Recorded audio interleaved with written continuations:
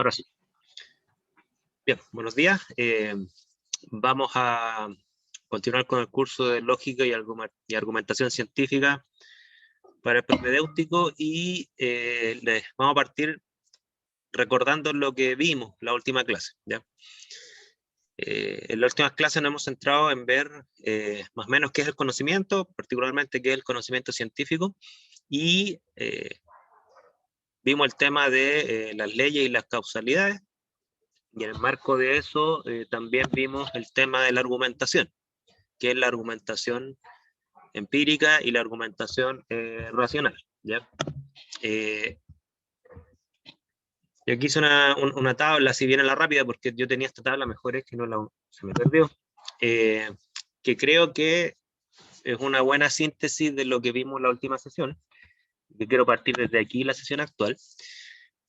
No sé si me siguen el gráfico, el gráfico que está ahí, lo que trato de reflejar en él es, por ejemplo, si ponemos en dos ejes lo que son los dos tipos de justificación que vimos, ¿no es cierto? La justificación racional, recordemos que la justificación racional, o lo que se llama la lógica deductiva, es aquella justificación que parte de premisas generales ciertas, lo que mucha gente le denomina eso hechos científicos, eso se llama partir de hechos, ¿no es cierto?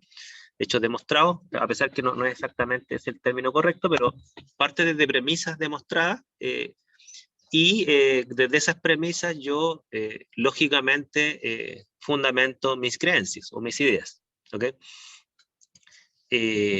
Y también vimos la otra dimensión de justificación, que es la justificación empírica, que es que yo desde datos del mundo, desde observaciones o mediciones de casos puntuales, yo fundamento mi aseveración como una inducción desde esta.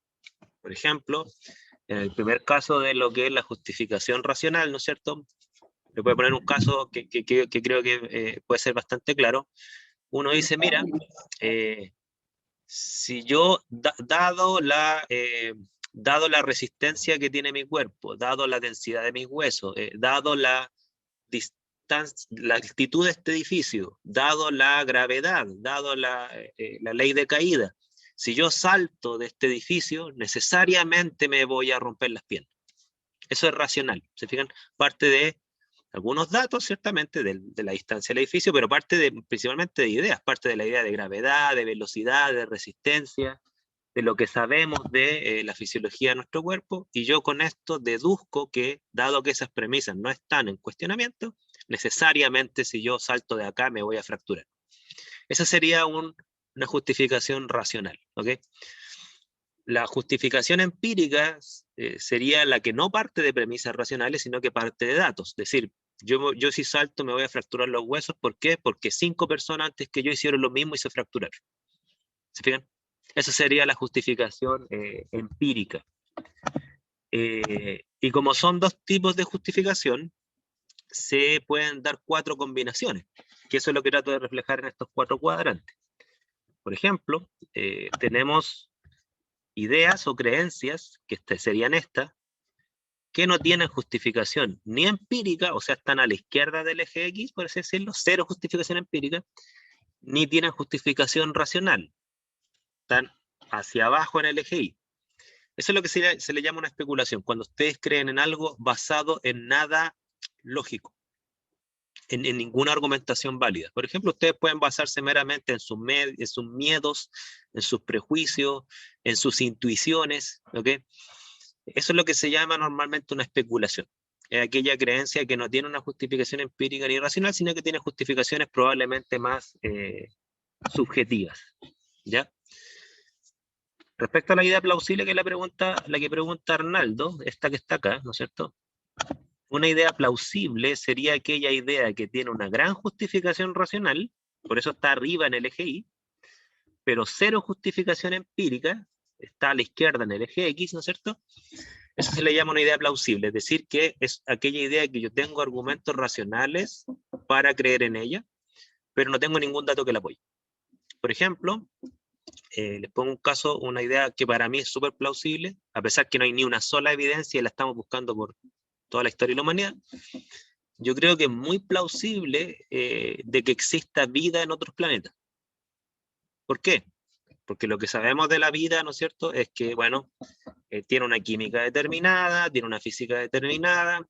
Sabemos que las sustancias, si se combinan en ciertas condiciones, van a generar lípidos, van a generar membranas, y por lo tanto es racional, fíjense, es racional creer que dadas las condiciones en un planeta distinto al nuestro, y con la antigüedad suficiente, debiera generarse vida. ¿Tenemos evidencia de eso? Cero.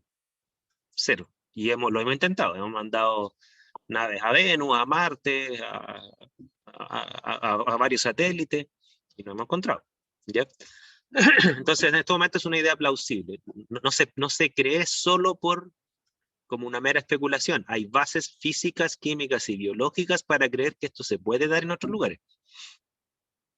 ¿Se entiende lo que es una idea plausible? Sí, profe. Sí, profe. A ver, si lo entienden, denme ustedes una idea plausible.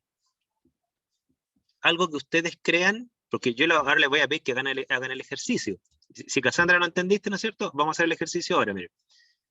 Las personas que entendieron, para que le respondamos, por ejemplo, a personas que todavía no siguen lo que es una idea plausible, los que creen haber entendido, piensen en una idea plausible. O sea, ustedes tienen muchas creencias en la cabeza. ¿Cuál de esas creencias le asignan mucha racionalidad, a pesar que no tienen evidencia? Piensen, a ver. Yo tengo varias. A nivel personal, ni siquiera le estoy diciendo así a nivel como extraplanetario, ¿no? De ustedes, ideas propias de ustedes. ¿Sí? Yo creo que sería plausible decir que Dios no existe. Dice que sería plausible. Ya, claro, si tú tienes, por ejemplo, una metafísica, si tu racionalidad que sustenta esa creencia es una metafísica materialista, o sea, entendiendo que tú dices, bueno, no sé si te voy a interpretar bien, si tú tienes otro argumento me dicen, ¿ya? Sí. Uno dice, mira, todo lo que existe es material. La idea de Dios es inmaterial, por lo tanto, deducción, Dios no existe. Eso sería como racional, ¿ya? No sé si más o menos esa es tu lógica. Sí, es como eso. Es como de que como no pertenece acá y no viene de acá, se podría decir que no Claro. existe. Claro, diga, eso es racional respecto a ciertas premisas, ¿ya? No estoy diciendo que existe una única racionalidad. Para Martín es racional porque él parte de sus premisas materialistas, ¿ya? Y como para él esas premisas son ciertas, su conclusión lógica es racional. Obviamente que los que son creyentes pueden tener otras premisas que dan por ciertas y es lógico creer que sí existe, ¿ya? Aquí Camila dice que el alma sigue luego de haber muerto un ser humano. Ya, eso que tú dices, Camila, podría ser racional o no, dependiendo a partir de qué premisas tú deduces eso. Porque, por ejemplo, uno puede decir, miren, creo que los budistas tienen como unas premisas muy parecidas que podrían sustentar lo que dice Camila, porque creo que los budistas creen que existe algo que trasciende el cuerpo, ¿ya? No, que hay una sustancia que trasciende el cuerpo. Por ejemplo, si tú te cortas un dedo, no dejas de ser tú, ¿no es cierto? Si tú te cortas un brazo, no dejas de ser tú. Entonces, uno dice, hay una sustancia que trasciende el cuerpo, porque si estuviera arraigado al cuerpo, si tú vas desintegrando tu cuerpo, debiera desaparecer esa sustancia, y no desaparece. Entonces dice, hay una sustancia que trasciende el cuerpo. Y dado que el cuerpo se destruye con el tiempo, ¿no es cierto? O sea, se degrada y el cuerpo muere, es lógico pensar que esa sustancia va a trascender la desintegración del cuerpo físico, ¿ya? Porque lo trasciende, ¿ya? No sé si por ahí va tu racionalidad, Camila, ¿ya? Porque lo otro es decir, mira, yo en realidad creo en eso no por un ejercicio racional, sino que por una esperanza de un más allá. Entonces eso ya es algo meramente psicológico. No sigue de premisas lógicas deductivas. Yo no digo que especular es malo, yo digo que son categorías de argumentación distintas. Por ahí va, dice Camilo. Súper. La Javiera, por ejemplo, aquí tiene otra creencia que dice el mundo va a terminar por culpa de la contaminación. Claro, uno, ¿qué es lo que parte de premisas generales, ¿no es cierto? Por ejemplo, la contaminación destruye los ecosistemas. Premisa número 1. Mientras más se desarrollan materialmente los seres humanos, más contaminan. Premisa número 2. Por lo tanto, conclusión, si nos seguimos desarrollando, necesariamente es racional pensar que el mundo va a terminar producto de esta contaminación. Eso sería una justificación racional de esa afirmación. No tenemos datos todavía porque tendríamos que llegar al fin del mundo, ¿ya? Para tener el dato.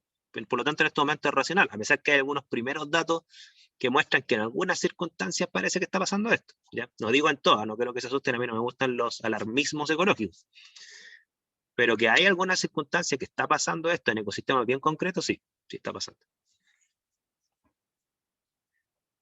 A ver qué más sale en el chat. Aquí Arnaldo dice, ¿las pirámides tienen relación con los extraterrestres? ¿Podría ser? Claro, mira, podría ser. Cuando uno dice una justificación racional, por supuesto que esto tiene grados. O sea, hay justificaciones racionales súper rigurosas, hay justificaciones racionales que uno podría dudar si las premisas de las cuales parten son realmente fuertes o no. En el caso de las pirámides, ¿no es cierto? Uno, ¿qué es lo que puede pensar? Así, tratando de asignarle racionalidad a esa creencia. Uno diría, mira, las pirámides son construcciones sumamente complejas. Premisa número 1, me imagino que eso no lo cuestionaría nadie, ¿ya? Premisa número 2, en la antigüedad no había suficiente tecnología para hacer construcciones suficientemente complejas. Esa premisa número 2, quizá algunos me van a decir, sí, podríamos considerarla como cierta, algunos me van a decir, no, o sea, es que no es tan cierta porque en realidad sí se hacían algunas cosas. Si ustedes me aceptaran la premisa número 2, la conclusión necesaria, sin ponerle extraterrestre, a pesar que implícitamente estaría ahí, ¿no es cierto? La conclusión necesaria es que, por lo tanto, necesariamente las pirámides no pueden haber sido construidos por los seres humanos de aquella época. Esa sería la conclusión racional, si es que me aceptan la premisa 2. Yo lo poco que sé del tema, la gente que estudia estos temas dice que sí había tecnología para construir pirámides, incluso la han replicado y cosas por el estilo. No es la tecnología como lo conocemos ahora, sí, con electricidad ni nada, pero sí creo que se podían mover con unas poleas y unos rodamientos, no sé, cosas por el estilo. Pero si ustedes me aceptaran la premisa 2, la conclusión necesaria es que no puede haber sido construido por seres humanos. Pero en la premisa 2 está el cuestionamiento de la racionalidad. No sé si me sigue.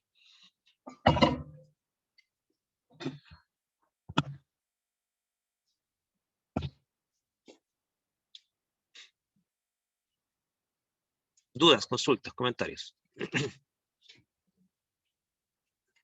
Muchas afirmaciones uno las puede construir plausiblemente, ¿ya? ¿Dudas? Sí. Arnaldo, dime. Profe, ¿podría dar un ejemplo para las ideas convalidadas y las correlaciones o tendencias? ¿Solo Sí, un ejemplo? sí, vamos a ir a esa, mira. Entonces, tenemos por un lado las especulaciones que se basan en nada, ¿no es cierto? Por ejemplo, la especulación es decir, yo creo que va a llover mañana, y me van a preguntar, ¿y por qué? No sé, tengo una tinca. Entonces no estoy basado ni en datos, ni en racionalidad, ni nada, ¿ya? Aunque la acierte, hay especulaciones que la aciertan, ¿ya? Vimos el tema de la idea plausible, tienen racionalidad pero no tienen evidencia, ¿no es cierto? Vamos a ir primero a las correlaciones y después a las ideas convalidadas, ¿no es cierto? Correlaciones o tendencias, ¿no es cierto? Son aquellas afirmaciones que están basadas en la generalización de casos particulares, en la generalización de datos, ¿no es cierto? Entonces, por ejemplo, yo puedo decir como correlación, a ver, pensemos en lo siguiente. Es claro, como los premios Nobel y los chocolates, exactamente. No. Esa era una correlación, ¿ya? Los premios Nobel con los chocolates. O sea, mientras más consumo chocolates, una población, más premios Nobel tiene, ¿ya? Que dicho de otra forma, lo mismo que decir, consumir chocolate te aumenta tu probabilidad de ganarte un premio Nobel. ¿Ya? Eso sería como una creencia y uno dice, ¿dónde la sacaste? No, no es mera especulación, mírate ese gráfico. Los datos se ajustan, ¿ya? O yo, por ejemplo, yo como viejo decir a usted, los jóvenes son muy imprudentes. Entendamos imprudencia como exponerse innecesariamente al riesgo, ¿no es cierto? Y van a decir, ¿de dónde sacó esto este viejo? Es decir, es que eso es lo que veo. ¿Ok? Saltan en bici, en skate, atraviesan las calles corriendo. Lo veo. ¿Ya? Por lo tanto, no está basado solo en mis prejuicios hacia los jóvenes, sino que está basado en mis observaciones y mis datos. ¿Ya? Esa sería, ahora, ¿tiene racionalidad lo que yo creo? Yo no estoy dando ninguna racionalidad, no estoy partiendo de ninguna premisa general que sustente esa afirmación, estoy partiendo solo de datos. Y como vimos en la clase pasada, si bien es cierto, argumentar solo basado en datos es mucho mejor que argumentar basado en nada, la argumentación basada en datos, que se llama la argumentación inductiva o empírica, ¿no es cierto?, no es tan fuerte como la argumentación racional, en términos de la lógica, ¿ya? Porque si ustedes argumentan en base a la racionalidad, o sea, si ustedes parten de premisas que son ciertas o no hay dudas, no hay cómo dudar de esas premisas, la consecuencia es necesariamente lo que ustedes deducen, ¿ya? Eso va a ser sí o sí. En cambio, justificar basado solo en datos, ustedes van a decir, ustedes me podrían contraargumentar, pero claro, usted ha visto a jóvenes, ¿no es cierto?, imprudentes y todo, pero yo no soy así, y a lo mejor los jóvenes de su población son así, pero no todos los jóvenes. A lo mejor los jóvenes que usted ve nomás son así, o a lo mejor van a decir, los jóvenes que usted ve, porque usted se fija solamente en esos jóvenes, pero no se fijan en los restos, que no son así. ¿Se fijan? Entonces, la forma de contraargumentar una argumentación empírica es muy fácil de contraargumentar. ¿Ya? ¿Me siguen por ahí? Profe, por ejemplo, ahí en correlaciones o tendencias contaría como la típica frase, no, si me duele la rodilla es porque va a llover. Claro, claro, o sea, mira, ese caso es súper bueno. Permíteme un segundo que justo están tocando el timbre. No, ahí va mi sí, gracias. Disculpen, ahora sí. Ya, ese caso, ¿no es cierto?, de si me duele la rodilla va a llover, claro, ese es un dato de correlación, ¿ya? Que no tiene racionalidad. Porque uno puede decir, como dices tú, creo que va a llover. Decir, ¿por qué? Porque me duele la rodilla y cada vez que me duele la rodilla llueve. ¿Ok? Entonces está basado en observaciones. Entonces, lo que tú observas, ¿no es cierto?, lo que te entregan tus sentidos. Ahora, ¿tiene racionalidad? No. ¿Por qué? Porque uno dice, bueno, ¿pero qué tiene que ver el dolor de rodillas con la lluvia? No hay racionalidad, o sea, no hay premisas que sustenten esa conexión, ¿ya? Entre lo que yo veo o siento con la realidad, ¿ya? Ahora, pero de que no está basado solo en una intuición, claro. Mira, yo me acuerdo, hay un caso que yo siempre cuento en mis cursos. Perdón, yo tengo con mi familia tenemos una casa, no sé si ustedes conocen el sector que se llama Quebrada Alvarado, que es en Olmué, ¿ya? Y hay un sector que se llama el sector El Maqui, una casa de campo. Y la gente de la zona, que la mayoría es campesina de verdad, ¿no es cierto? O sea, vive de la tierra, ¿no es cierto?, tiene una forma de predecir si va a llover o no. Y miran a un cerro, y si las nubes tapan ese cerro, esa es la mejor forma para ellos predecir si va a llover o no. ¿Ya? Y yo recuerdo un caso, que estábamos en febrero, o sea, verano, ¿ok? Y habían poquitas nubes, y una de las nubes tapó el cerro. Y dijeron, va a llover.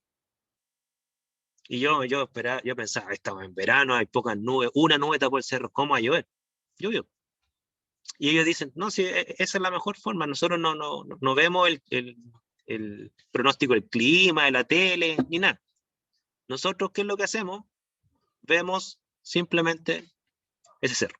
Entonces, esa es afirmar que va a llover, dado que cada vez que se tapa el cerro llueve, es una argumentación empírica. Y a veces puede ser mucho más asertiva que una argumentación racional. La argumentación racional sería, mira, sabemos que cuando hay baja presión se evapora más agua. Y sabemos que cuando se evapora el agua se condensa en la alta atmósfera y la gravedad la atrae. Esas son puras premisas racionales fundamentales de la física. Por lo tanto, la afirmación que cuando hay baja presión llueve es una argumentación que tiene argumentos racionales. Yo no voy al lugar, yo digo, ya, mira, si hay baja presión va a llover, pero por argumentos racionales, no porque tenga una correlación de datos. ¿Ya? Esa es la argumentación racional. ¿Ya? Se tiene la tercera categoría antes de ir a la cuarta, ¿no es cierto? Lo que es una correlación o tendencia?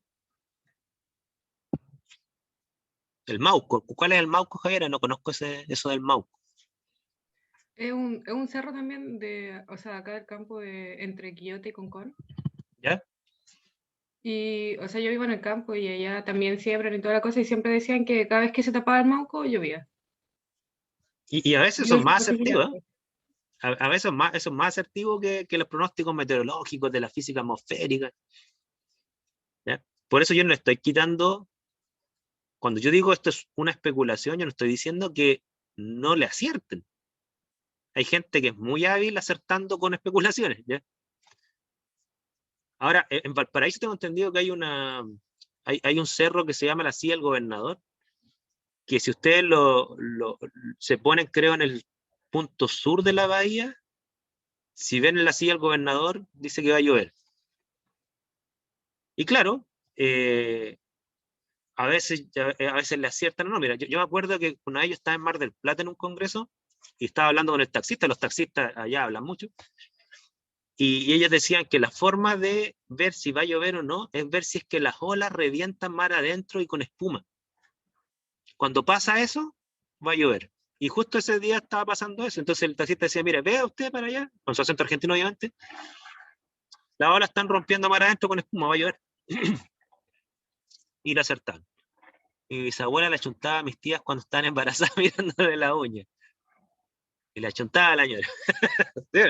Ahora, esas correlaciones, fíjense, cuando yo me baso solo en correlaciones, por supuesto, una justificación empírica, lo cual no quiere decir que muchas de esas argumentos que están basados en correlaciones quizás tienen argumentos racionales detrás, quizás lo tienen, ¿ya? Pero el asunto está que a lo mejor todavía no lo sabemos, a lo mejor este tema de la uña no es una mera casualidad, o sea, esa conexión entre la uña, no sé si el color, la forma, no tengo idea, ¿ya? Más amarillento, ¿no es cierto?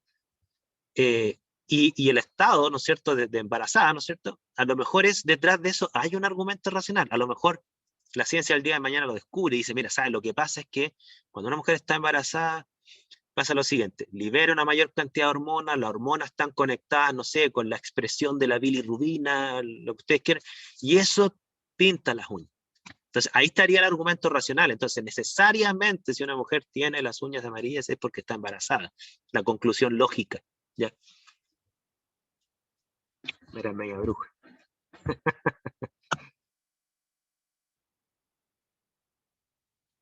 Ya. Bueno, hay muchas cosas así. ¿Qué sería una idea convalidada? Que la otra pregunta que me hacían. La idea convalidada sería entonces la que cumple con los dos argumentos al mismo tiempo, ¿ya? Es decir, es aquella afirmación que tiene tanto argumentos racionales como empíricos.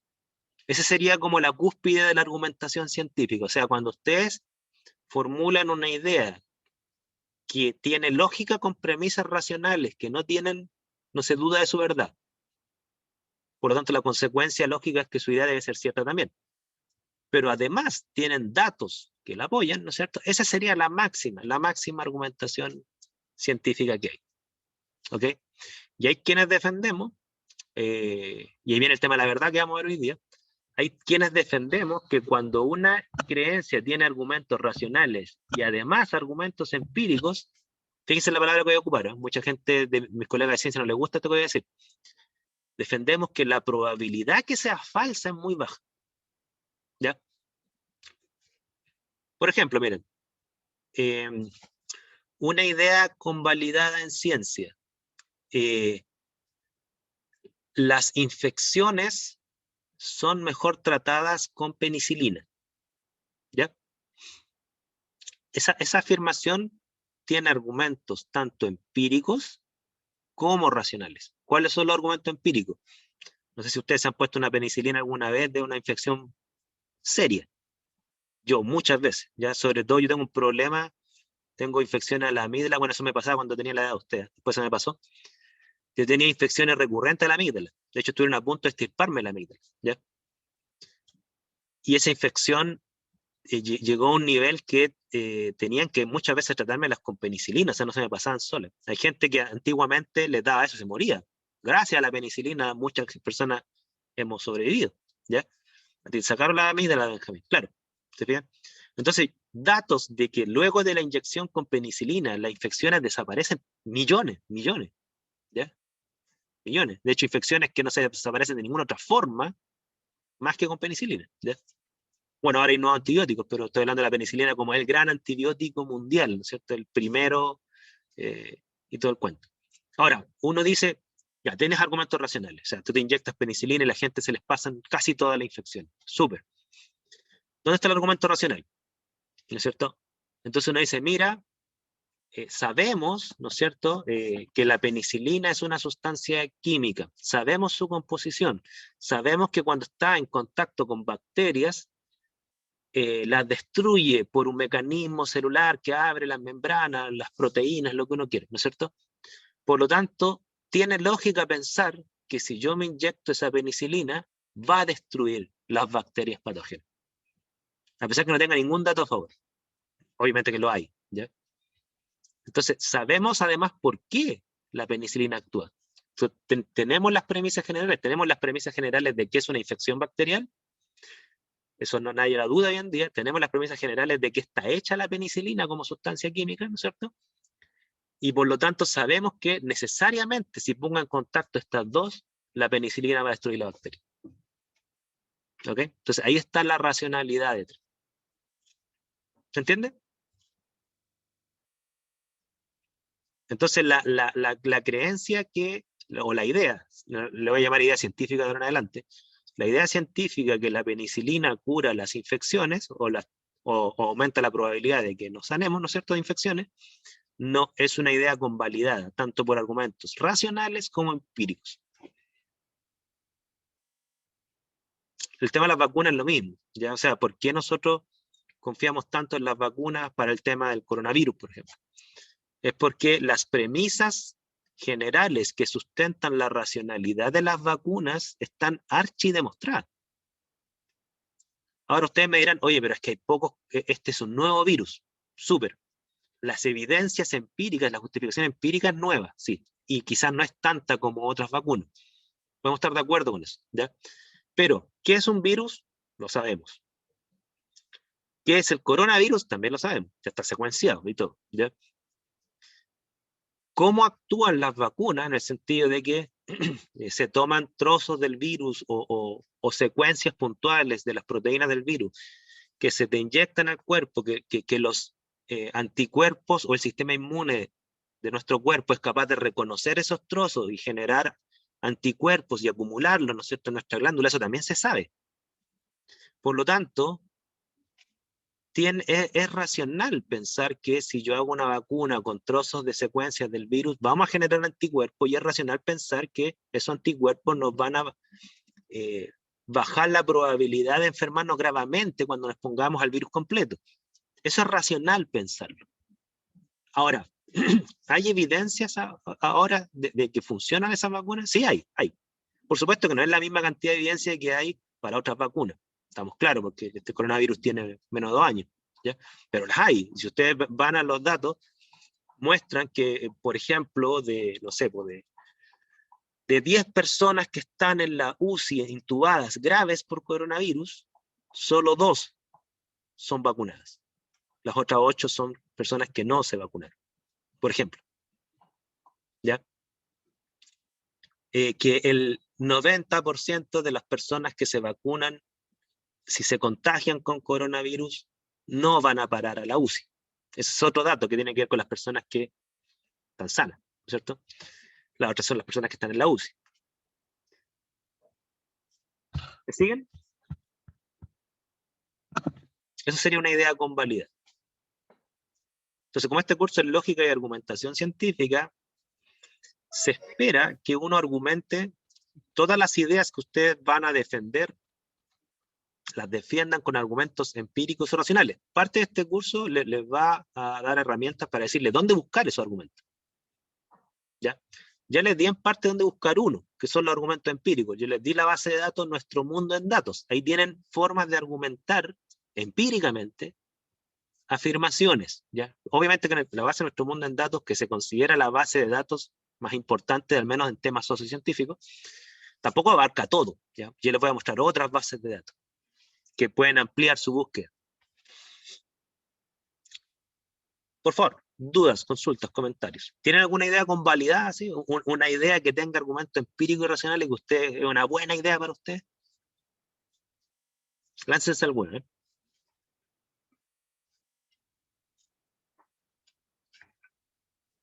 Ah, profe, por cierto, una pregunta que me quedé con dudas para diferenciar bien ideas plausibles de especulación. Claro, la idea plausible, a diferencia de la especulación, la idea plausible tiene argumentos racionales, pero no tiene argumentos empíricos. ¿Ya? Por ejemplo, yo les puedo dar una idea plausible a ustedes, que tiene argumentos racionales, pero las evidencias las vamos a ver más adelante. Yo creo que a ustedes les va a ir muy bien profesionalmente en la vida. No digo personalmente, me refiero solamente al tema profesional. Y yo voy a decir, ¿y en qué te basas en eso? Si yo solo especulara, yo le diría, no, es que sabes que les miro la cara y en realidad como que me hace tinca, así como que son cabros con cara de que les va a ir bien. estoy basado en nada, ¿ok? Mera intuición. Pero yo les puedo dar racionalidad a eso y le digo, mira, ¿por qué creo esto? Bueno, porque estos muchachos están en el propedéutico, o sea, pasaron un proceso de selección, son estudiantes destacados en sus colegios, además tienen la motivación, o sea, que vengan un sábado, un cuarto para las 11, debe ser que tienen una motivación bien grande, ¿ya? Entonces, tienen capacidad intelectual, tienen motivación, y nosotros sabemos que si una persona está motivada y tiene capacidad, asumiendo que la salud las va a acompañar, ¿no es cierto? Lo cual es muy probable a su edad también, la consecuencia necesaria es que les debe ir bien en la vida, o sea, es racional, bien en la vida profesional, ¿ya? O sea, lo que ustedes quieran desarrollar, la probabilidad de que lo logren va a ser muy alta. ¿Ok? Ahora, ¿tengo datos de eso? No, pues lo sabré si es que los veo en 10 años más. ¿Ya? O sea, en 10 años más vamos a ver si cada uno de ustedes consiguieron lo que querían profesionalmente o fallaron. ¿Ya? Pero yo uso la palabra profesional en el amplio sentido de la palabra, o sea, no piensen ustedes que necesariamente esto pasa por ir a la universidad, ¿ya? Ustedes pueden desarrollar una profesión o oficio en lo que los apasiona y les puede ir súper bien sin necesariamente ir a la U, ¿ya? Obviamente que yo siempre les aconsejo que vayan a la universidad para que aprendan lo mejor del conocimiento en algún área que les guste. Ya sé, siempre es mejor estar instruido que no estarlo. Pero también yo les puedo nombrar 1000 casos de gente que o no entró a la U o que entró y la dejó y les fue espectacular. ¿Ya? Ya, profe, gracias, se entiende. ¿Ok? Lance una idea convalidada. A ver, quiero ponerlo a prueba, a ver si es que me están siguiendo. Una idea convalidada. A ver.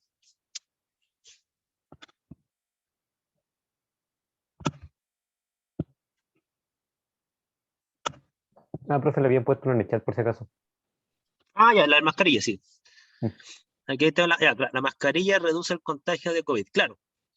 Eso tiene argumentos tanto empíricos como racionales. O sea, se ha medido la tasa de contagio con y sin mascarilla, ¿no es cierto? Y se ha calculado que creo que con mascarilla se reduce, cuando una de las dos personas ocupa la mascarilla, creo que se reduce un 40%, y si las dos ocupan la mascarilla, creo que se reduce como un 90% el contagio a una distancia estándar, ¿no es cierto? Hay datos que sustentan eso.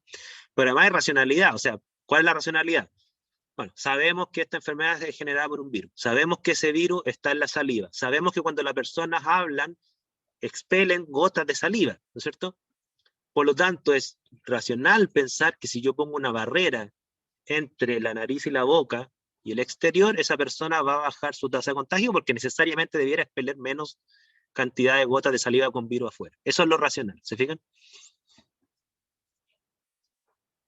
Súper.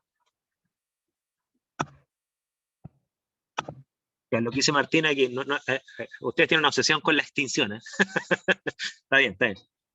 Entonces, claro, es racional pensar que los humanos vamos a provocar la extinción de la vida en la Tierra sobre ciertas premisas, si ustedes la consideran cierta, sí, pues, o sea, los humanos cada vez consumimos más recursos naturales, los humanos cada vez somos más. Por lo tanto, si seguimos creciendo en número y seguimos consumiendo más, considerando que la Tierra tiene recursos reducidos, ¿no es cierto? Es lógico pensar que vamos a extinguir, no sé si toda la vida en la Tierra, pero al menos parte de esta, ¿ya? Yo no creo que toda, ¿eh? O sea, yo creo que no es racional pensar que vamos a extinguir toda la vida, ¿ya? Yo creo que las bacterias van a sobrevivir súper bien sin nosotros, los microorganismos también, las plantas también. Yo creo que lo que podríamos llegar a extinguir es los animales grandes, incluidos nosotros. Ya. Es riesgoso manejar en estado de ebriedad. Súper, súper. Esa es una muy buena afirmación que tiene argumentos empíricos y racionales. Empírico, bueno, hay una estadística, no me sé de memoria, pero hay una estadística bien contundente de que un gran porcentaje de los accidentes de tránsito está bajo la influencia del alcohol o alguna otra droga. Eso sí, no me acuerdo cuánto era, pero era gigantesco. Y además sabemos las premisas que sustentan esto. O sea, sabemos que el alcohol adormece las zonas de reflejo y de comportamiento racional, ¿no es cierto? Sabemos que parte de la parte racional es la que te vuelve más prudente, calcular los riesgos, entonces al adormecerse necesariamente tu percepción de riesgo va a bajar, además va a tener menos reflejo, por lo tanto, y dado que un automóvil anda a gran velocidad, es necesariamente una persona que maneje bajo la influencia del alcohol va a tener un mayor riesgo de generar un accidente. Eso es lo racional de pensar. Sería irracional pensar lo contrario. ¿Ya? Decir que si yo tomo alcohol voy a manejar mejor. ¿Ya? Esa afirmación es completamente irracional. No tiene ninguna premisa demostrada que la sustente. ¿Ya? Y antes de darle la palabra a Javiera, leer desarrolla diversas áreas del cerebro. Sí, eso también es argumentos empíricos y racionales para el mundo. Hacer deporte también, ¿eh? Está demostrado que no solamente empíricamente, sino que racionalmente, cómo aumenta la creatividad y la capacidad intelectual. Una persona puede durar 3 a 5 días sin agua. Sí, tengo entendido que se puede. El consumo de cigarro daña la salud física. Ya, súper bien. Todas esas frases tienen argumentos empíricos y racionales. Javiera, disculpe. Profe, yo tenía la duda de que, o sea, suponiendo que estas son todas afirmaciones que son ideas convalidadas, ¿cierto? Ujú. Depende de cómo uno formule la idea, también depende de en qué como concepto cae. Depende del conocimiento previo. ¿Ya? Como vimos en la clase pasada, respecto a los argumentos racionales, una idea puede ser racional hoy y ser irracional en el futuro. Va a depender de las premisas que como sociedad aceptamos como ciertas.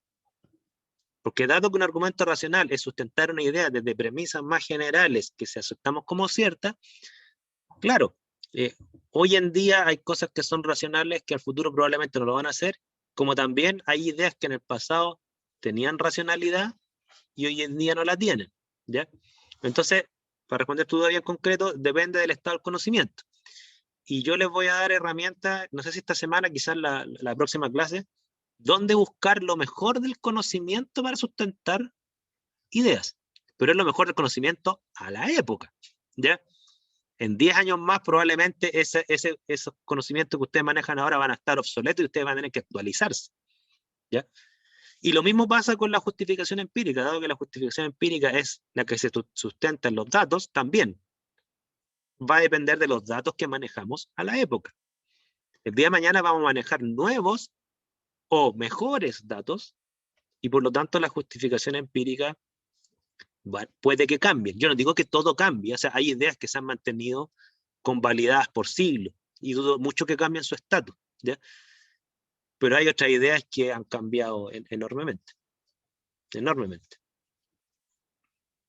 Claro, pero me refería como al lado del lenguaje, de cómo uno lo como Ah, ya, ya, ya, sí, comunica. entiendo. O sea, la Entonces, forma de su sintaxis, por así decirlo, ¿no es cierto? claro, porque igual puede cambiar como una idea posible a una especulación si uno lo dice distinto. Sí, ¿O mira, no? sí, tú tienes razón. O sea, todo lo que estamos diciendo parte de un supuesto que no siempre se da. Porque esto que estoy diciendo parte de que sus creencias ustedes son capaces de estructurarlas correctamente como una proposición. ¿Ya? A veces uno redacta una creencia tan mal que es imposible saber en qué categoría queda. Por ejemplo, les pongo un caso. Yo creo que algo va a pasar. Si yo digo eso, yo creo que algo va a pasar, no sé ni cómo evaluar esa frase. es muy general, es muy vaga. ¿Se acuerdan cuando nosotros vimos el criterio de demarcación de ciencia? Donde había un autor que decía que una idea era científica en la medida que se expone a la refutación, número 1, y para exponerse a la refutación tenía que tener contenido informativo suficiente para exponerse a la refutación. Entonces, si yo digo algo va a pasar, pero no digo qué es ese algo, ni cuándo, no puedo, no es que no tenga justificación racional o empírica, es que no puedo saberlo. Es tan vaga su formulación que no puedo saberlo. Cuando tú crees algo y lo estructuras bien, tú tienes que decir al menos cuál es tu objeto de estudio al cual te refieres. Por ejemplo, yo creo que a ustedes les va a ir bien en la vida. Con ustedes me refiero a los alumnos del propedéutico, ¿no es cierto? 2021, ¿ok? Y además, cuando digo les va a ir bien, ¿no es cierto? Y fíjense, yo les dije, les va a ir bien en el ámbito profesional. No les dije les va a ir bien. Les va a ir bien en el ámbito profesional. O sea, me estoy refiriendo a un grupo de personas concretas y me estoy refiriendo a un futuro en un ámbito concreto. Por lo tanto, tiene contenido informativo para poder saber si es racional o empírico. Pero como tú bien dices, si lo redacto mal, no es que afecte la clasificación, es que no tengo idea de dónde está clasificado. No sé si me explico. Sí, gracias. Ahora, obviamente, mire, la pregunta que hace Javiera es bien interesante porque hay mucha gente que se dedica a estos temas y profesionalmente de la argumentación científica, que dice que el lenguaje humano tiene ese defecto. Me refiero al lenguaje humano, el de sujeto predicado que ustedes normalmente todos utilizamos. Tiene ese defecto, que no está hecho para comunicar claramente el contenido de las afirmaciones. De hecho, muchas veces el lenguaje humano está hecho para matizarlo. ¿Ok? Ya piensen ustedes que ya, supongan, me voy a poner un escenario así trágico, así, no creo que se dé, pero supongamos que se diera. Supongan que yo tengo que reprobar a alguno de ustedes, ¿okay? Porque su trabajo está mal, o no cumplieron los objetivos del curso y todo el tema, ¿no es cierto? Entonces, ya, el contenido informativo claro, sí, no hay problema, no hay problema. El contenido informativo claro sería, tú no lograste los objetivos del curso, estás reprobado. Ese sería el contenido informativo claro, ¿ok? Ahora, ¿qué es lo que hacemos nosotros, los humanos, para no dar un lenguaje tan fuerte, ¿no es cierto? Uno dice, mira, ¿sabes qué? Me gustó tu participación en el curso, yo creo que a ti te haría bien tomarlo de nuevo porque te falta madurar un poco, tú tienes un gran talento, ¿no es cierto? Pero quizás te adelantaron en esto. Entonces, mira, hagamos una cosa. Tómalo el próximo semestre y vas a aprender mejor esto que te va a servir para la vida. Estoy diciendo lo mismo, ¿no es cierto? Pero matizado de 1000 formas distintas, ¿no es cierto? Entonces, claro, lo que dice Javiera, ¿no es cierto? Es que, claro, a veces uno hace necesariamente ambigua la frase, inconscientemente, o en este caso, conscientemente, y en esos casos la ambigüedad va contra esto. La argumentación parte de la base que la frase se evalúa por su propio mérito y todo este adorno para hacerla más matizada está de más, hay que sacarlo. ¿Ya? Y los chilenos somos campeones para eso, nosotros somos súper malos para decirle que no a una persona. Entonces cuando uno dice, ya, nos llamamos después, esa palabra nosotros sabemos que no van a llamar nunca.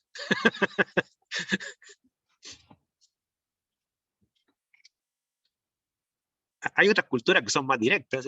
Oye, ¿te parecería a ti si nos juntamos? Y en otra cultura dice, no, en realidad no tengo más interés, gracias. Y en Chile son como que, ¡ay, qué mal educado!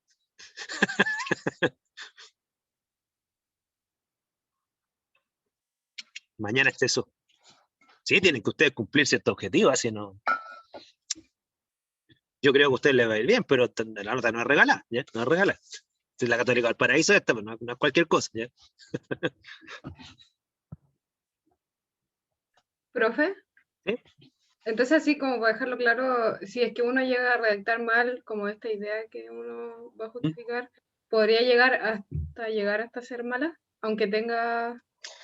En el marco, mira, en el marco, sí, voy a responder tu pregunta. Hay que tener claro que cuando ustedes argumentan, ahora viene una pregunta más general. ¿Cuándo uno debe argumentar?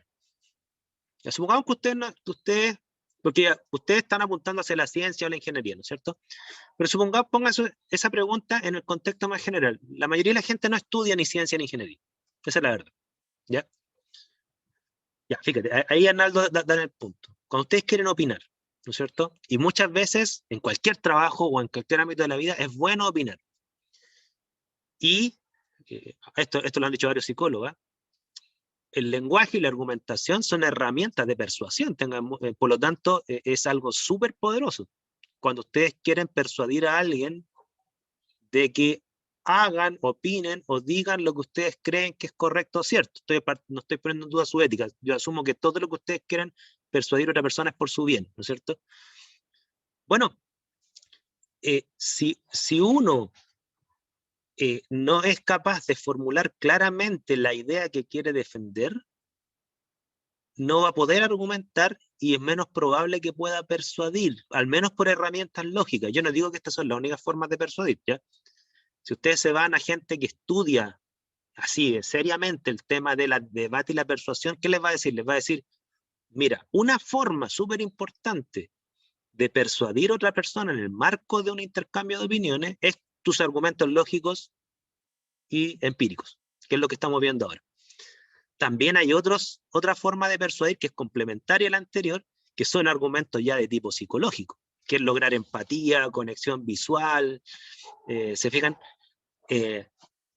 Negociar, hacerle creer a la otra persona que está ganando el debate cuando no lo está ganando, en el fondo le está encontrando la razón. O sea, hay muchos otros argumentos. Entonces, respecto a la pregunta que me hacían, claro, es muy complejo defender lógicamente o empíricamente una afirmación mal hecha. De hecho, si está muy mal hecha, es imposible. Por lo tanto, te quedaría solo defender la afirmación por argumentos meramente psicológicos. ¿Ok? Entonces, ¿es un requisito necesario construir la afirmación? Bien, sí, es necesario. No es suficiente, pero es necesario. Por eso el lenguaje es muy importante. ¿Qué creen? Con concreto, ¿qué creen? ¿Ya? Ustedes aquí se refieren a hartas cosas. Cuando ustedes dicen la extinción de la vida en el planeta por la contaminación, listo, eso está bien estructurado. O sea, no están diciendo, yo creo que se va a acabar el mundo. Esa frase que es corta, pero ¿a qué te refieres con acabar el mundo? ¿Cómo? No sé ni cómo evaluarlo. Porque a lo mejor se va a acabar el mundo en el sentido espiritual, en el sentido cultural, en el sentido material. No dice nada de eso. ¿Ya?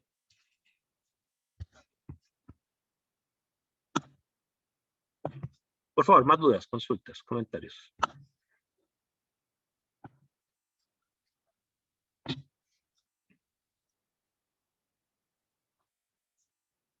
Ok.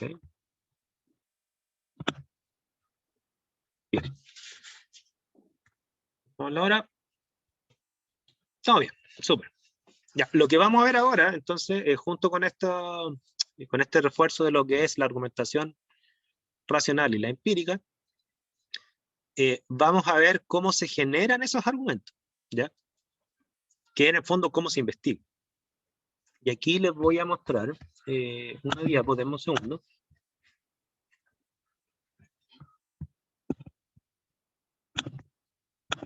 Que es una diapo de lo que es la investigación científica, ¿ya?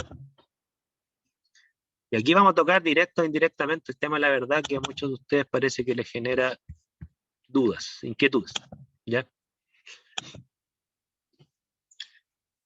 Mire, obtener datos o obtener premisas generales, ¿no es cierto?, respecto del mundo, con las cuales yo argumento después mis ideas, mis opiniones, ¿no es cierto?, que es lo que se llama la generación de conocimiento. Eso forma parte de lo que se llama la investigación, ¿ok? Algunos le ponen apellido científico. Yo le voy a poner apellido científico. ¿Por qué le pongo apellido científica? Porque creo que no hay una sola forma de investigar el mundo, pero sí, la ciencia tiene una forma que le es propia, ¿ya? Ustedes pueden investigar el mundo no científicamente. Ahora, yo como científico voy a defender la tesis en este curso, que la mejor forma de investigar el mundo sí es científicamente. Ustedes pueden estar de acuerdo o en desacuerdo con esa afirmación, ¿ya? Pero para eso tenemos que tener claridad de qué entendemos por investigar el mundo científicamente y por qué las premisas o conclusiones que se obtienen de esta investigación se podrían considerar como buenas premisas con las cuales después argumentamos, opinamos o actuamos en el mundo, ¿ya? A ver, antes de mostrarle una diapo, ¿cómo creen ustedes que se investiga el mundo científicamente?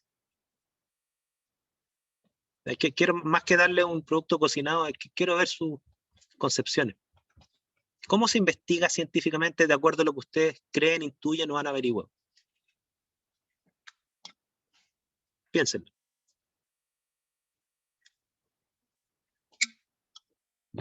Vamos por parte. Leer lo del chat y después le doy la palabra a Joaquín. Espérense, algo pasa con el chat. A ver, Joaquín, por favor, dale nomás porque no sé qué diablos pasa con el chat acá. Que no Ya. lo ¿Sí? La concepción que tengo yo es que la investigación científica normalmente se basa a partir de una hipótesis y después se intenta, y después a partir de esa hipótesis se parte una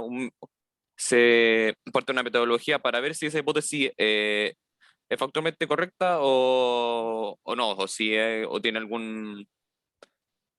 algo malo por ahí. Ya. Entonces tú relacionas investigar científicamente con hipótesis y entendamos hipótesis como una creencia científica, o sea, es una afirmación científica, pero hay que ponerla a prueba. Listo. Esa es la versión como más popular y reconocida de lo que es investigar científicamente, ¿ya? Yo no le digo que está bien o está mal, yo le voy a mostrar que eso es parte de la ciencia, sí, súper. Aquí dice Valentina, hay que seguir el método científico, se comprueba o se refuta, ¿ya? Ahora, ¿qué es lo que se comprueba o se refuta? Si están de acuerdo con lo que dijo Joaquín, serían las hipótesis, y las hipótesis son conjeturas o creencias respecto del mundo. ¿Ok? ¿Están todos de acuerdo con eso o no? O sea, también después de los resultados Ujú. se saca una conclusión. O sea, como algo de lo que se aprende. Sea bueno o malo. Ya, mira, súper importante, ¿no es cierto? Lo que nosotros llamamos en conclusión en ciencia sería que si podemos afirmar después de investigar si nuestra conjetura realmente da cuenta de algo real en el mundo. Les pongo un caso. Yo digo, hipótesis. Yo creo que los seres humanos vamos a lograr vivir 200 años en el próximo siglo. Esa es una hipótesis, ¿ok?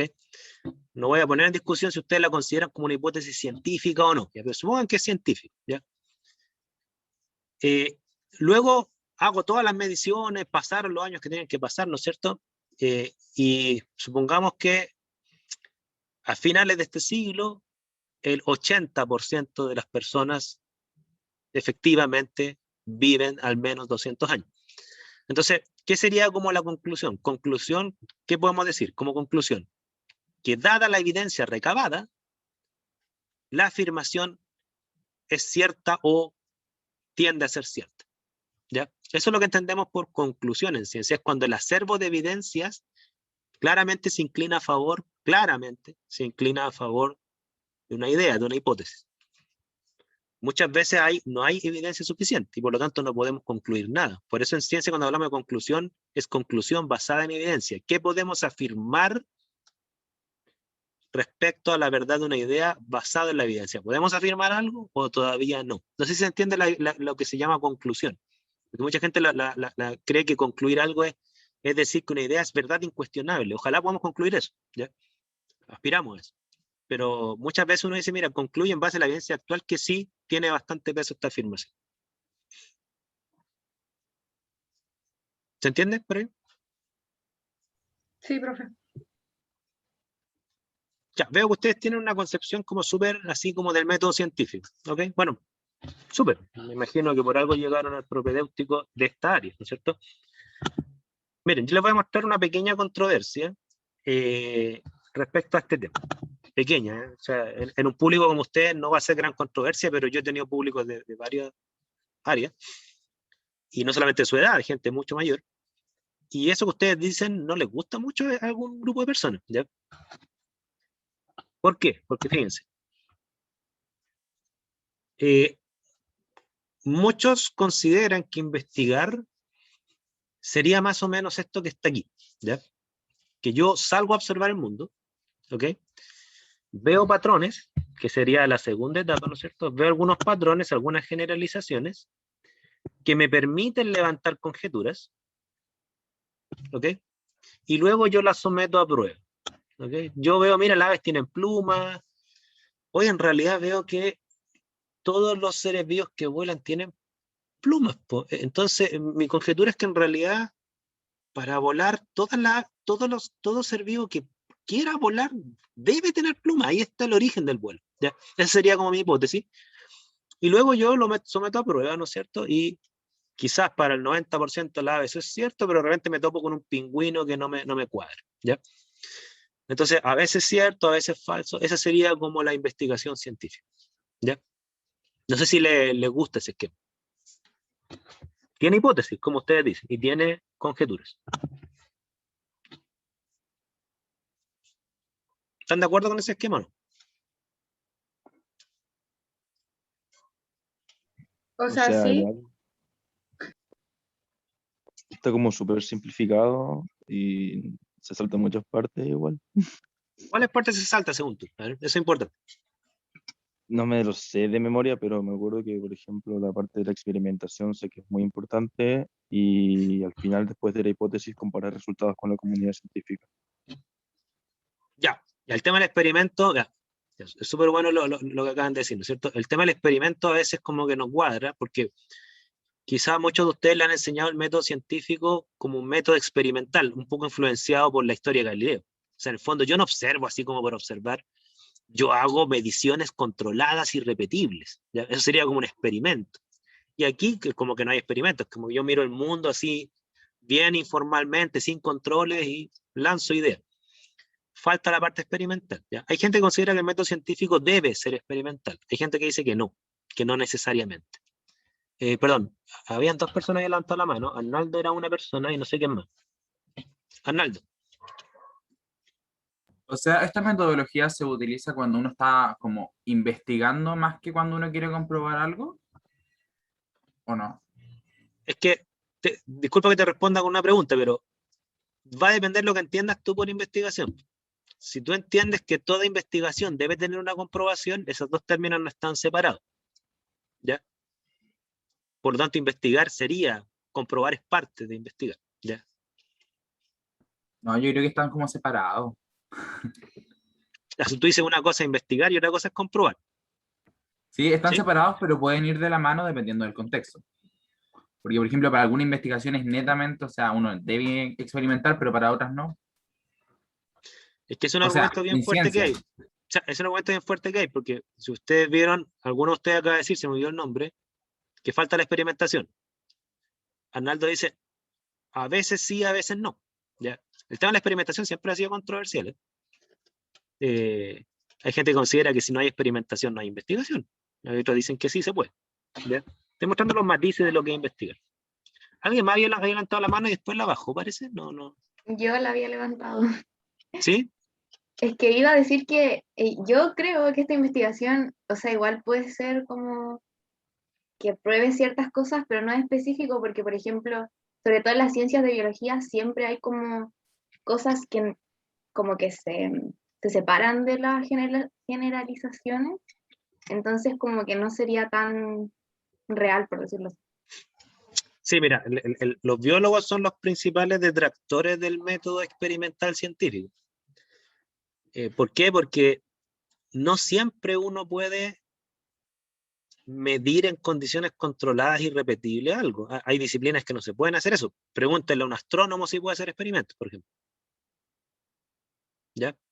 En el caso que te referías tú, Valentina, además está el tema de la generalización, que muchas veces la gente que trabaja con seres vivos, ¿no es cierto?, dicen, mira, lo que yo estoy investigando No lo puedo decir para toda la realidad, tengo que decirlo solamente para estos seres vivos, porque los seres vivos son tan diferentes que muchas veces el conocimiento que yo desarrollo es solamente para esto.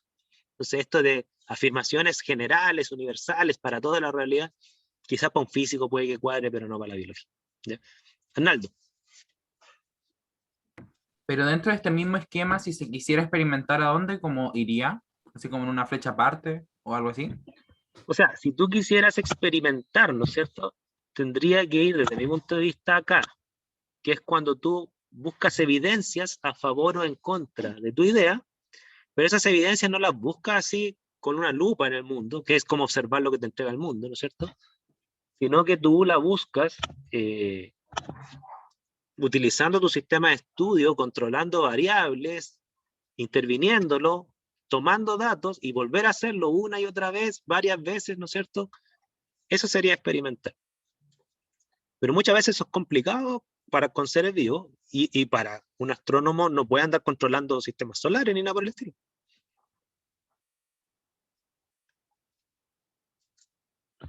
¿Ok?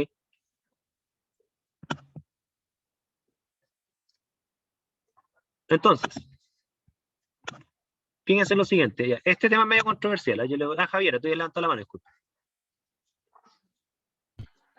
O sea, es que, pero tenía la duda de si es que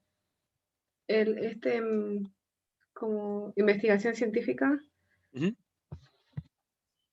¿existe uno solo?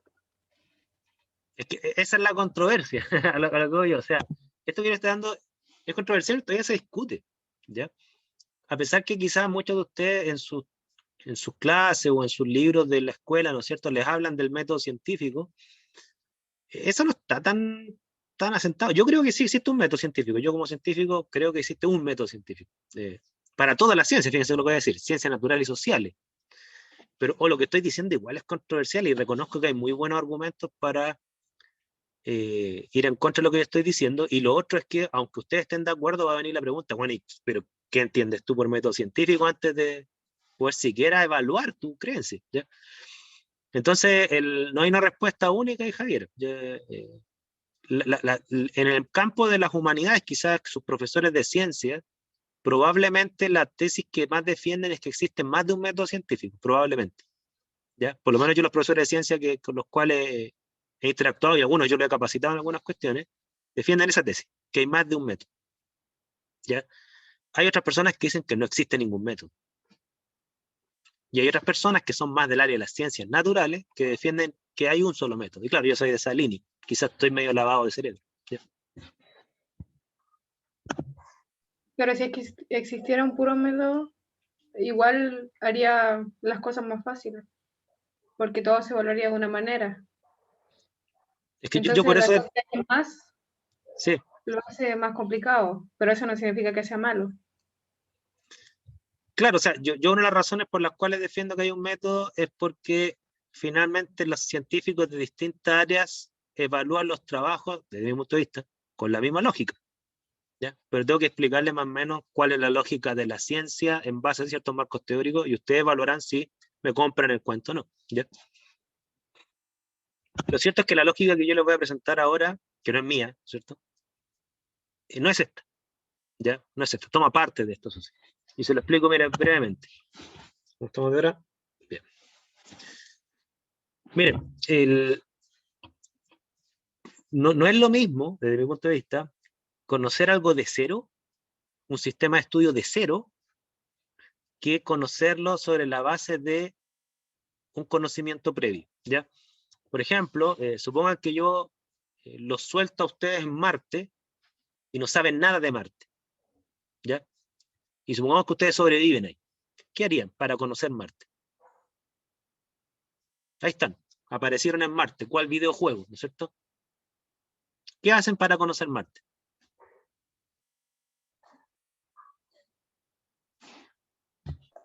Salir a caminar y observar. Salir a caminar y observar, ¿ok? Prueba y O error. sea, como recorrer. Ya. Recorren, ¿no es cierto? Exploran, ¿ok? Exploran Marte a través de los sentidos, ¿no es cierto? Pasean. Ya, pero fíjense, el paseo es un paseo con fin de conocimiento, o sea, no es solamente caminar y ver qué lindo es.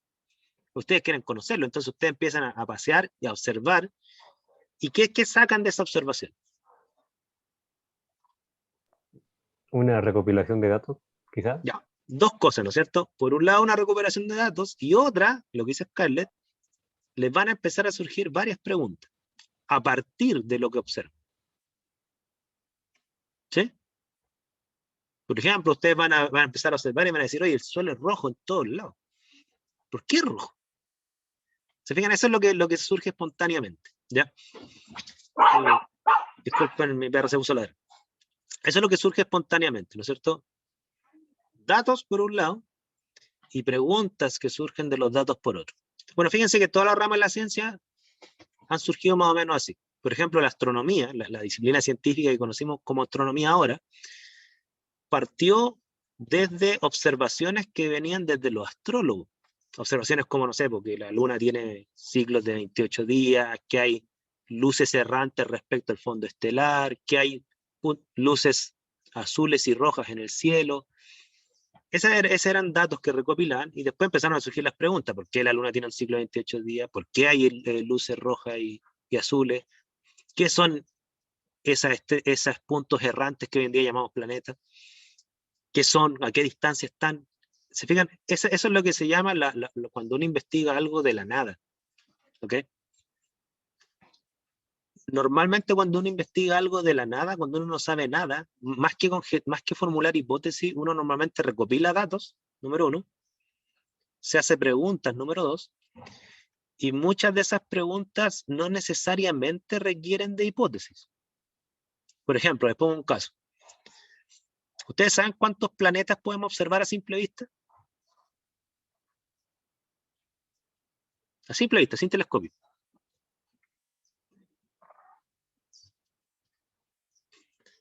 3, no, un poquito más. Nosotros podemos observar Mercurio, Venus, Marte, Júpiter y Saturno. Los podemos observar a simple vista. Claro, no podemos observarlo en su forma como una foto de la NASA. Vemos un punto brillante que a veces no tenemos idea que es un planeta, pero lo estamos viendo. ¿Ya? Pero si yo miro un punto errante, es decir, un punto que se mueve sobre el fondo estelar, ¿no es cierto? Después va a venir la pregunta, oye, ¿cuántos de estos puntos hay? Esa pregunta, ¿no es cierto? No se responde con conjeturas, no necesito formular ninguna hipótesis. Eso se llama lo que se llaman son preguntas descriptivas. Esas son preguntas que, para responderlas, basta una observación ahora cuidadosa. ¿Me siguen por ahí? Es como, en fin, piensen ustedes que conocen a una persona por primera vez, nunca la han visto, ¿no es cierto? Y ustedes la quieren conocer. ¿Qué hacen primero? Con una mano en el corazón, ¿qué hacen primero?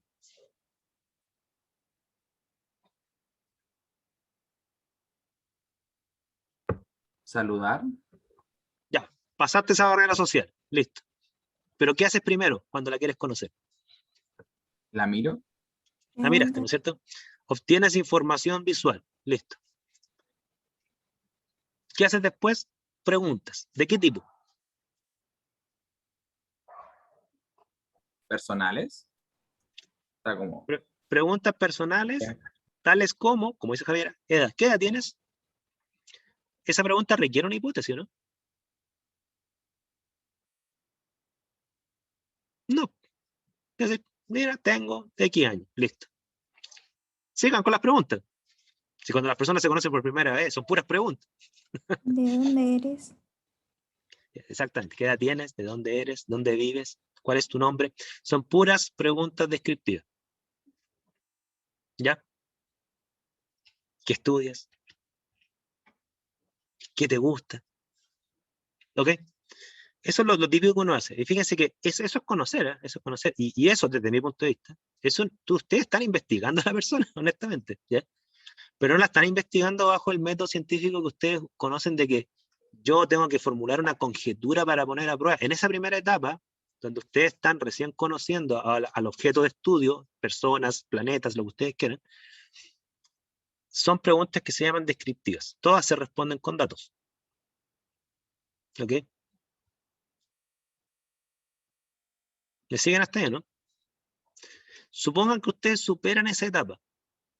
Ya le preguntaron todo lo que pueden preguntar, que esta persona les puede responder directamente. Nombre, edad, dónde estudia. ¿Qué pasa después? Ya supongamos que esa persona le interesa a usted. Si ustedes quieren conocerla más allá, ¿qué preguntas se harían después que ya no se pueden responder tan simplemente? Así como que la persona les declare algo así, nada. ¿Cómo lo dice? ¿Ah, perdón? ¿Cómo lo dice? Por ejemplo, sus reacciones o su tono de voz. Ya, pero ¿por qué te fijas en las reacciones de su tono de voz? ¿Qué es lo que quieres saber? La intencionalidad Ya. del emisor. ¿Cuáles son sus intenciones? Ya. Esa pregunta Esa personalidad. no se puede responder con datos, o sea, así directos. ¿Qué conjetura se les pasa por la cabeza? Uno podría decir, mira, esta persona tiene buenas intenciones conmigo, quiere forjar una amistad saludable, ¿no es cierto? Conjetura. O esta persona se quiere aprovechar de mí. Está conmigo por solo y puro interés. Esas son hipótesis. Y ahí ustedes, ¿qué es lo que hacen? Supongan que ustedes tienen la conjetura, esta persona quiere formar una amistad saludable conmigo. ¿Cómo someten a prueba esa hipótesis? Porque ustedes no le van a preguntar, oye, ¿tú tienes intenciones saludables conmigo? Les van a decir sí, y ustedes se van a quedar tranquilos. No. ¿Cómo lo van a probar? Se ve con el tiempo, ¿sí? Pero ¿qué es lo que ven? Porque las intenciones no se ven directamente. ¿Qué es lo que ven ustedes?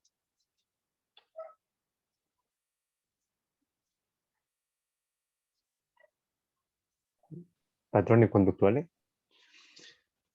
Ok, patrones conductuales, gestos, cómo se comporta, ya, pero ya esto es súper importante. Patrones conductuales, gestos, comportamientos, pero fíjense, no es cualquier patrón conductual, no es cualquier gesto ni cualquier comportamiento. Son patrones conductuales, gestos o comportamientos que debieran tener una relación con una buena intención. Porque, por ejemplo, les pongo un caso, ¿eh? Pero un invento, ya no voy a apelar a ninguna experiencia personal ni nada, pero supongan que mi idea es que tiene buena intención o mala intención. Yo digo, a ver, si esta persona tiene malas intenciones, se va a empezar a fijar solamente en si yo tengo plata.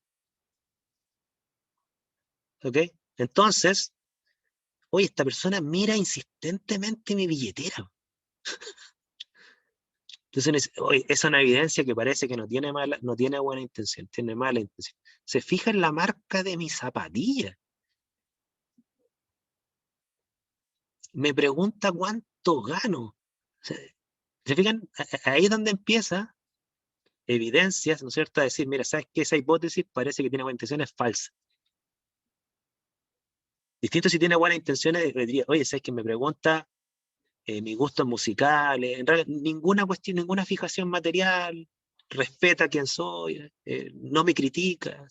Ahí es donde uno dice, ya, hay gestos e intenciones que son claramente buenas. ¿Okay? Ahí ustedes están poniendo a prueba una conjetura.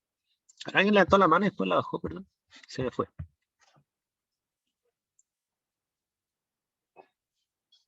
Al comentario, dudas, por favor.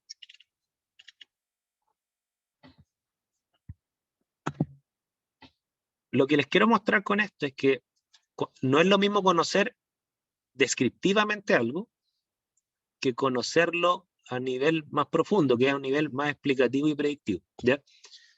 Normalmente uno parte describiendo el mundo. Y eso uno lo describe con datos o con preguntas descriptivas donde uno las responde con datos puntuales. ¿Ok? Y eso pasa a todo nivel. Siempre cuando uno parte conociendo algo de cero, se basa en eso. Aquí Camila dice, ¿qué pasaría si esta persona está fingiendo su intención? Claro, pero lo que tú dices, Camila, es una conjetura, ¿ya? Porque tú dices, ¿cuál es la intención? Hipótesis 1, su intención es buena, su intención es mala. Hipótesis 3, su intención es mala, pero va a fingir que es buena. ¿Y tú qué es lo que vas a hacer si es que eres astuta, ¿no es cierto? Vas a tratar de evaluar si está fingiendo en base a ciertas evidencias. ¿Ok? Si se hace la buena esta persona, a lo mejor, claro, te va a tratar bien, se va a reír, ¿no es cierto? Pero de repente, cuando tú no la estás mirando de frente, va a cambiar su gesticulación. ¿Ok?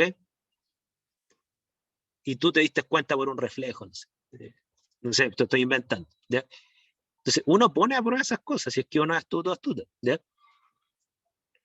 Ahora, si a ti no se te pasa por la cabeza la hipótesis que estás fingiendo y crees solamente en la evidencia que estás capturando y no eres escéptica respecto a su intención, claro, te van a poder pasar el gato por liebre, sí. Pero en los códigos humanos, ¿no es cierto? Hay ciertos códigos que uno ve de fingir, ¿ok? Que su comportamiento cambie frente a una persona versus otra, o sea, claramente se está mostrando frente a ti no como es realmente, ¿no es cierto? Que tiende a mirar hacia otros lugares y no te pone atención, no sé. Ahora, esos códigos pueden ser falsos, ¿eh? Pero estoy diciendo más o menos lo que humanamente uno es.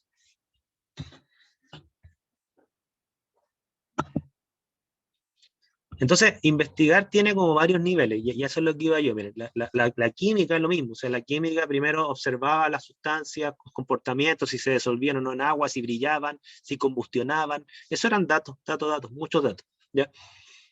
Después vinieron las preguntas más profundas, oye, ¿por qué diablo algunas sustancias se disuelven en agua y otras no? ¿Cuál sería la razón por la cual algunas sustancias combustionan y otras no? Y ahí empezaron las preguntas más profundas y empezaron lo que ustedes llaman el método científico, que son las preguntas que requieren hipótesis, ¿ya? Que buscan explicar el mundo, no buscan solamente describirlo. Pero uno parte primero describiendo, después uno busca explicaciones. No sé si me doy a entender.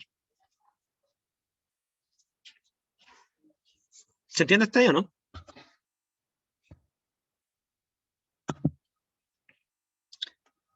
Entonces, lo que es investigar es tratar de buscar respuestas a preguntas o soluciones a problemas. Eso es investigar, pero hacerlo intencionada y planificadamente. Eso sería investigar. Insisto, buscar respuestas o soluciones a preguntas o problemas de forma intencionada. ¿Ya? Es superar la primera etapa, o sea, decir, me topé con una persona, saco todo el conocimiento que me entregan mis sentidos. Veo, mira, esta persona es grande, chica, no sé, extrovertida. Ya, eso es lo que me dice mi sentido directamente sin preguntarme nada. Después vienen las preguntas, ahí viene la investigación, vienen las preguntas. ¿Quién es? ¿Cómo te llamas? ¿Dónde vives? ¿A qué te dedicas? Ok. Ahí ustedes están investigando, están intencionando preguntas e intencionando observaciones para responder preguntas. ¿Ok? Pero investigar tiene varios niveles, ¿ya? Repito, el caso de las personas. Ustedes al principio investigan descriptivamente a una persona. Hacen preguntas que se responden directamente con datos, ya sea que se los aporte la misma persona o que ustedes lo vean. Por ejemplo, ¿es saciada esta persona? Y ustedes esa pregunta se la hacen para ustedes, no le preguntan a ustedes, ¿tú te bañas? No, ¿se fijan? Uno dice, ¿será aseada esta persona? ¿Cuáles son sus hábitos de aseo? Y uno que empieza a mirar cómo tiene el pelo, cómo tiene la piel, ¿no es cierto? Cómo huele. Y ahí uno dice, ya, esta persona es aseada. Yo me respondo a esa pregunta con datos directos, ¿ok?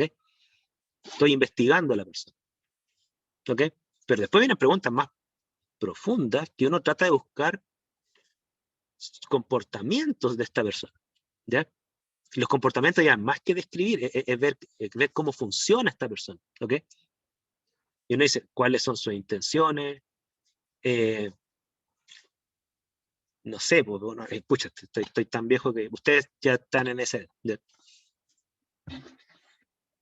¿Qué otras preguntas se le ocurren así como más profundas que meramente descriptivas? Ustedes dijeron la intención, ¿qué más?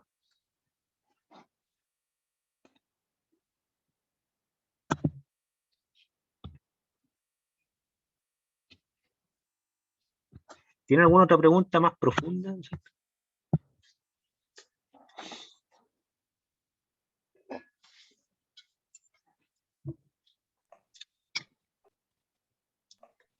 La personalidad te habían dicho también en el chat. La personalidad, ¿cuál es su personalidad? ¿No es cierto? Su perfil psicológico, por así decirlo, ¿ya? Claro, la pregunta ¿qué música le gusta? Es una pregunta descriptiva, Javier, ¿ya?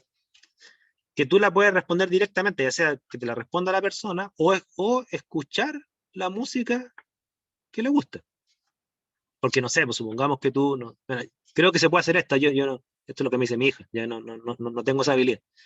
Creo que si uno contacta a una persona por una red social a través y también la puede contactar a través de Spotify, y ahí ustedes pueden ver lo que esta persona no se escucha o sus listas de reproducción, algo así. Yo nunca he hecho eso, yo tengo Spotify, pero no tengo idea cómo contactar personas a través de Spotify. Claro, esa tú la podrías responder directamente, tú. Y es un dato, no necesito conjeturar nada. ¿Ya? ¿Qué música le gusta? Bueno, voy, me meto a su perfil de Spotify si es que lo tiene público, y ahí respondo, mira, le gusta este tipo de música. Listo, eso es descriptivo. ¿Ya? Las intenciones, ustedes están tratando de encontrar una explicación de cómo es esa persona, no cómo se describe. ¿Ya?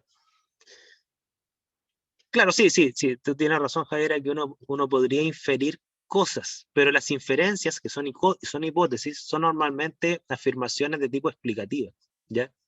Por ejemplo, te pongo un caso ya. Suponte que esta persona descriptivamente se viste de negro, entero, ¿no es cierto?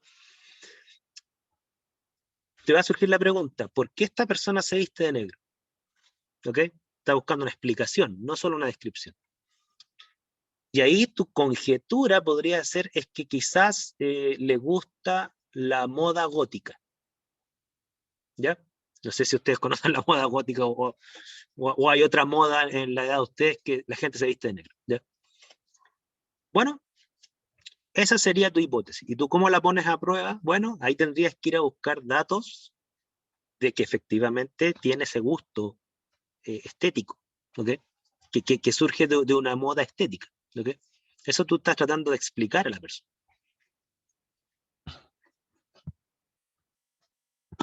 Entonces las inferencias son hipótesis que apuntan a preguntas de un segundo nivel, no de primer nivel. El de primer nivel es descriptivo. Déjenme buscar unas preguntas descriptivas. Por ejemplo, mira, les pongo un caso. Este dato es bien fome, a ver, déjenme buscar un dato más bueno. Aquí. Este es un dato medio viejo, pero aquí tiene usted una pregunta descriptiva. ¿En qué nos endeudamos los chilenos? Estos datos son muy antiguos, no los tomen tan en serio, tener datos más nuevos. ¿En qué nos endeudamos los chilenos? Ahí están las respuestas. Todas esas respuestas, esa es una pregunta descriptiva que se responde con datos. Ahí están las deudas. El 43% se endeuda en cuotas de casas comerciales. Si lo segmentamos por edad, entre 30 y 45 años está el porcentaje más alto de deuda en casas comerciales. ¿Ya? Luego le sigue, por ejemplo, un crédito de consumo, ¿ok? Luego le sigue deudas familiares, luego le sigue una deuda con tarjeta bancaria, una deuda con un amigo. El 8,5 solamente está endeudado en un crédito hipotecario. O sea, la mayor deuda en esa época está concentrada en cuotas de tarjetas de casa comercial, llámese Falabella, Ripley, Almacenes París, ¿no es cierto?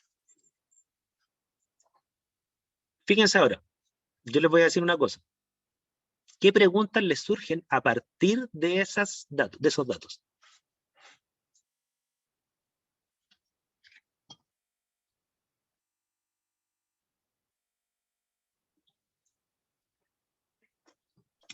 La relación de la edad con algún tipo de endeudamiento. Ya. En el fondo, tu pregunta sería, ¿cuánto influye la edad en el tipo de endeudamiento? ¿No es cierto? Esa sería una pregunta explicativa. ¿Cuánto influye la edad? ¿Okay? Estás buscando un patrón de causalidad ahí. Y uno dice, mira, conjetura, pero no invento, conjetura, la edad influye por cuánto, mientras la gente es mayor, tiene mayores gastos, por el tema de los hijos y todo este cuento. ¿Ok? Esa sería la conjetura.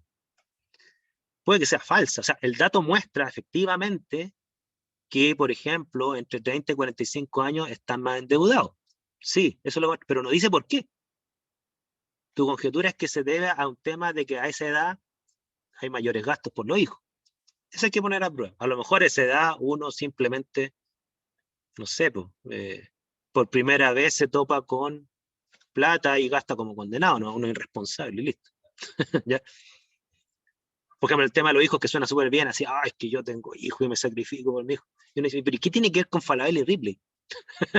Porque no está endeudado con la universidad, que uno diría, ya, sí, los hijos, o el colegio, ¿no es cierto? Uno dice, sí, ahí sí. A lo mejor a esa edad les gustan los celulares caros, ¿no? Y están endeudados en puro iPhone X. ¿Ya? Aquí Camila se pregunta, ¿cuánto es el monto promedio con que se endeudaron? Ya, fíjate, esa pregunta, Camila, también es una pregunta descriptiva. No busca explicar la deuda, busca describirla.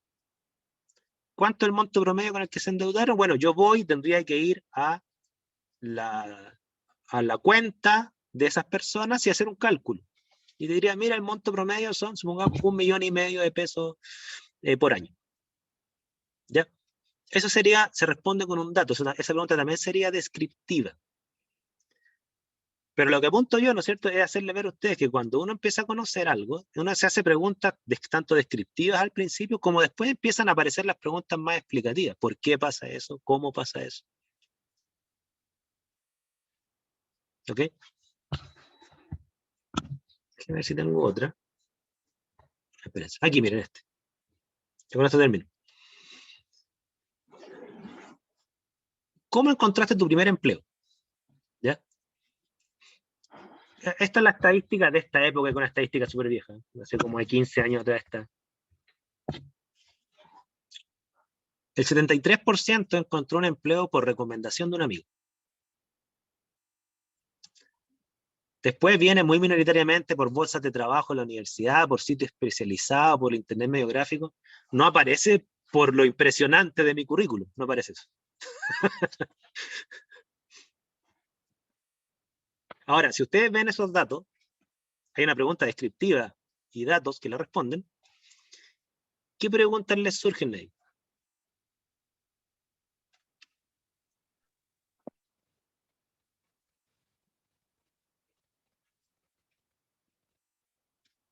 Sí, Joaquín. Que esos datos igual podrán estar como tergiversados por la opinión de los entrevistados. Por ejemplo, si una persona, un amigo, le mostró un sitio web, podría decir cualquiera de esas dos alternativas. Ya. Tú ahí te estás haciendo una pregunta también de investigación, más científica, pero en el ámbito de la metodología que está ahí, ¿no es cierto? ¿Qué tan confiables son esos datos? ¿Ok? ¿Qué tan bien interpretados están? Y ahí a ti se te pasó una conjetura además, ¿no es cierto? Yo creo que estos datos están mal interpretados por la forma en la cual se hizo la pregunta que llevó a las personas a responder eso. ¿Ok? A lo mejor no es necesariamente la recomendación de un amigo, a lo mejor el amigo simplemente le dijo, postula ahí, pero el amigo fue una casualidad. ¿Ya? Pueden ser 1000 cosas. Porque uno podría interpretar al amigo como que era un amigo que estaba trabajando en la empresa que le consiguió el trabajo porque conocía al jefe. A eso se entendería por recomendación de un amigo. O a lo mejor el amigo simplemente le dijo, oye, mira, salió un trabajo, postula. Y el amigo ni siquiera está en esa empresa. ¿Ya? Súper, ahí tú tienes una conjetura. ¿Ya?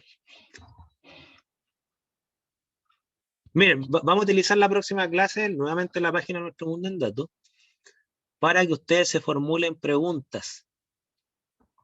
Pero lo que voy yo es que, repito, hay preguntas que son descriptivas, hay preguntas que lo que buscan es explicar el mundo. Hay preguntas que buscan describir el mundo. ¿Ya? A todas esas preguntas son la base de toda investigación. ¿Ya?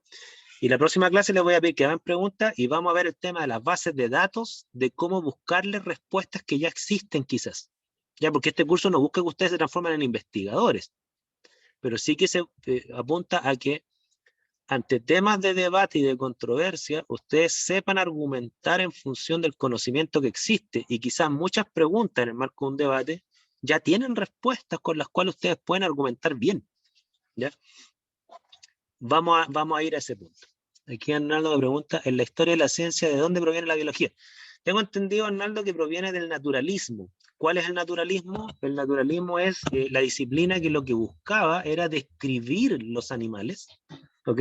Como este. Por ejemplo, tú los clasificabas en base a su forma, su color, su número de patas, si tiene o no tiene pluma. y tú hacías lo que se llama una taxonomía fenoménica. ¿Qué significa taxonomía fenoménica? Que tú clasificabas en base a lo que veías. ¿Ok? Es como las personas que hacían insectarios. Bueno, no sé si ustedes hacen insectarios, más difícil en la época de ustedes. Yo cuando era pequeña hacíamos insectarios, ¿ya?